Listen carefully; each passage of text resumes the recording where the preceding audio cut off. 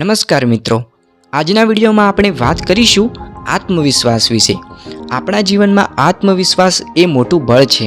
જિંદગીમાં આગળ વધવા માટે અને સફળતા મેળવવા માટે આત્મવિશ્વાસ ખૂબ જરૂરી છે।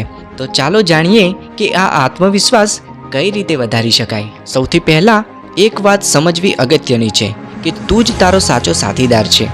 લોકોને શું ગમતું છે કે શું નથી ગમતું એના પર જીવનના નિર્ણય ના લેશો। જે તે વખતે જે યોગ્ય લાગે તે કરવું। લોકોની મમતાને કારણે તમે તમારી જાતને ખોટું નહીં ગણો। મિત્રો, પ્રત્યેક વ્યક્તિની અંદર મજબૂત અને નબળા પાસાઓ હોય છે।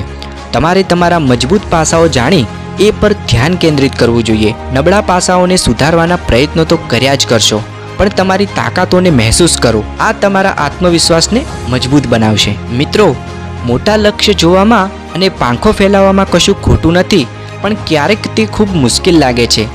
માટે પહેલાં નાના લક્ષ્યો નક્કી કરો। નાની સિદ્ધિઓ પ્રાપ્ત કરવાથી આપણો આત્મવિશ્વાસ મજબૂત બને છે અને મોટા લક્ષ્યો તરફ આબાદ આગળ વધી શકાય છે। જિંદગીમાં ક્યારેક આપને નિષ્ફળતા પણ મળશે। દરેક નિષ્ફળતા એ એક શિક્ષણ છે। તેના પર અભિમાન કરો કે તમે એકવાર નિષ્ફળ થયા છતાં હાર ન માની અને આગળ વધ્યા। આ કસોટી પર ઉતરવાનો તમારામાં મજબૂત હિંમત છે। મિત્રો, આધ્યાત્મિક પથ પર ચાલતા રહેવું પણ મહત્વનું છે।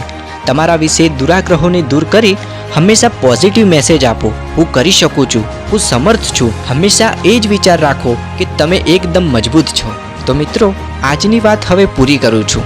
આત્મવિશ્વાસ એવી શૈલી છે કે જેને નાના નાના પ્રયત્નોથી મજબૂત બનાવી શકાય છે। જો તમને આ વિડીયો ગમ્યો હોય તો લાઈક કરો, શેર કરો અને કમેન્ટમાં જણાવો કે કઈ વાત તમારા માટે પ્રેરણાદાયી બની। આવતા વિડીયોમાં ફરી મળીશું।